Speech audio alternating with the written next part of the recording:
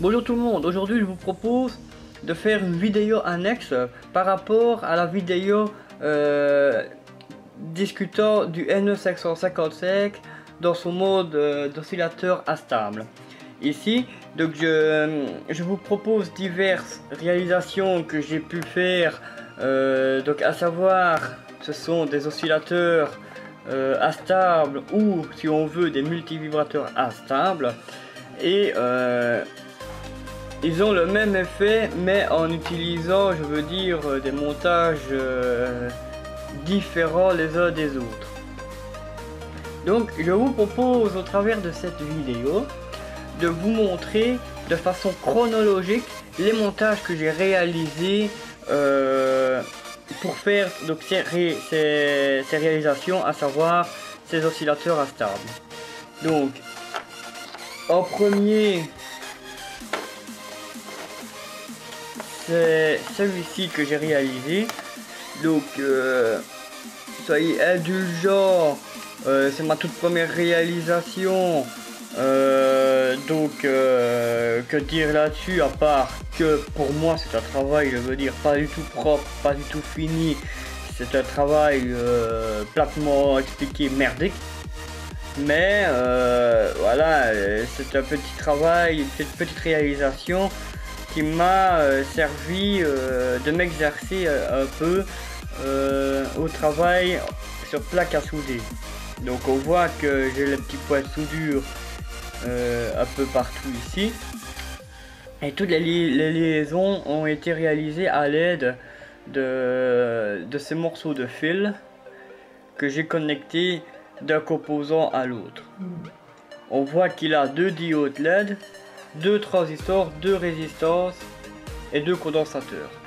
Et il fonctionne sur 9 volts. Donc je branche le circuit. C'est peut-être un travail, je veux dire, merdique, mais il a la prétention d'être fonctionnel. On voit qu'il fonctionne et il remplit sa tâche donc de multivibrateur. Et voilà.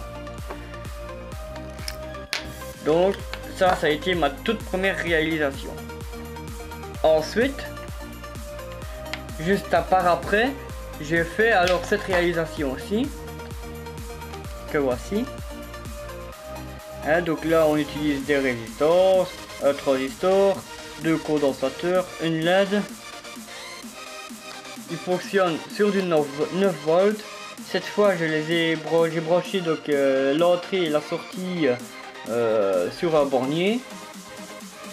Et on voit que nous avons un fil ici de liaison et on ne le voit pas très bien, mais il y a un petit strap ici que j'ai mis ici, car comme on va voir ici en dessous donc de la plaque, j'ai procédé à un routage des pistes ici grâce à l'éther. Et donc ces 2 fils ici de liaison que j'ai mis, c'est en fait pour joindre 2 points ici sans devoir je veux dire toucher un autre point de soudure qui se trouve ici, sinon il y aurait eu un dysfonctionnement ou un court-circuit. Donc pour pouvoir réaliser la liaison par exemple avec le fil ici de là à là, ben, j'ai dû le faire par au-dessus, car au-dessous ça n'allait pas, car il y a les points ici de soudure quoi. Donc que dire au sujet de cette plaque ici? Ben, le travail est déjà un peu mieux fini. Ça a été donc ma deuxième réalisation de multivibrateur instable, réalisé donc sur plaque d'essai. Et donc je vais le mettre sous tension pour vous montrer qu'il est également fonctionnel. Hein? Voilà. Donc ce circuit il fait des flashs lumineux. Donc par rapport à l'autre, à celui-ci, qui lui on voit, sans compter les LED ici, il a 2, 4, 6 composants. Celui-ci, sans compter encore une fois la LED, il a 1, 2, 3, 4, 5 résistances, un transistor, ce qui fait 6, 8 composants. Donc là, on voit qu'il a 2 composants de plus que celui-ci. Ensuite, je me suis dit, ouais, bah pourquoi pas. Maintenant que j'ai vu que je connais le fonctionnement et que je sais réaliser moi-même un multivibrateur instable, bah je me dis, ouais, bah pourquoi pas, je vais acheter donc un kit Wellman. Là, donc on voit qu'il est bien marqué ici, là sur la plaque Wellman. Un petit kit Wellman, je me dis, bah pour m'amuser, pour passer un peu mon temps. Et bah là, fatalement, on a un travail, une belle finition.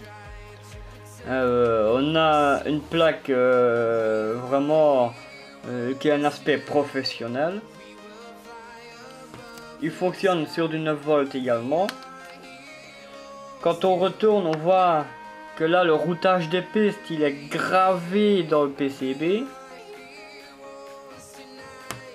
Moi, je n'ai juste mis que plier, disposer les composants et je les ai simplement soudés là, vraiment au verso du PCB, quoi. C'est tout ce que j'avais à faire. Mais je me suis permis d'acheter ce kit là après savoir réaliser par moi-même et comprendre par moi-même le fonctionnement d'un multivibrateur instable.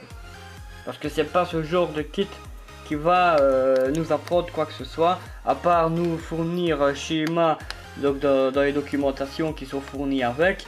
Mais je veux dire, c'est pas ça qui va nous apprendre quoi que ce soit. Du moins nous apprendre le fonctionnement du circuit. Donc je le mets sous tension, donc fatalement c'est un circuit fonctionnel. Et la particularité de celui-ci, c'est que le clignotement ici, il est réglable au travers des 2 potentiomètres ici. Donc je tourne la commande. Donc en les tournant à fond tous les deux à fond vers la gauche, on voit que le clignotement est très lent. Et en le tournant à fond vers la droite, on va avoir un clignotement beaucoup plus rapide. Donc voilà. Moi je le mets centré pour avoir un clignotement, je veux dire, normal.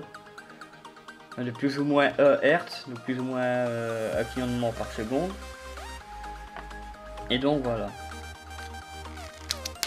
Ensuite, le petit dernier ici, que je me suis fait. Enfin, le petit dernier, il y a quelques temps d'ici, je me suis fait celui-ci. Une version donc comme précédemment dans la dernière vidéo que j'ai postée, avec donc c'est une version qui repose sur un circuit intégré, donc le NE555. Mais en sortie, au lieu d'avoir une LED, nous avons 2 LED qui vont clignoter successivement. Donc elles vont pas se clignoter en même temps, elles vont se mettre clignoter l'une après l'autre. Je mettrai le schéma de ce circuit donc dans la vidéo également. Une chose que je fais, moi je ne soude jamais directement le circuit intégré sur la plaque. Moi je les mets sur un support, donc à circuit intégré, hein, donc je soude un support dont je vais par après alors pouvoir disposer donc la puce dedans, quoi. Car si jamais un jour je dois changer la puce pour tierce raison, ben je dois pas commencer à la dessouder. Il me suffit simplement de la retirer hors de tulipe ici et de reprendre une autre et de pouvoir la disposer dessus. Dedans ici on voit que nous avons 2 fils, un rouge et un blanc. Le rouge ici va raccorder donc la patte UET4 du circuit intégré et le fil blanc lui va raccorder les broches 2 et 6 du NE555. Donc voilà. Donc au verso, ben ouais, j'ai encore fait le routage des pistes avec de l'étain. Et c'est un circuit qui fonctionne également encore sur du 9 volts. Donc je le branche. Voilà. Et on voit que voilà, les deux LED ne clignotent pas en même temps, elles clignotent de façon successive. Enfin, elles clignotent alternativement.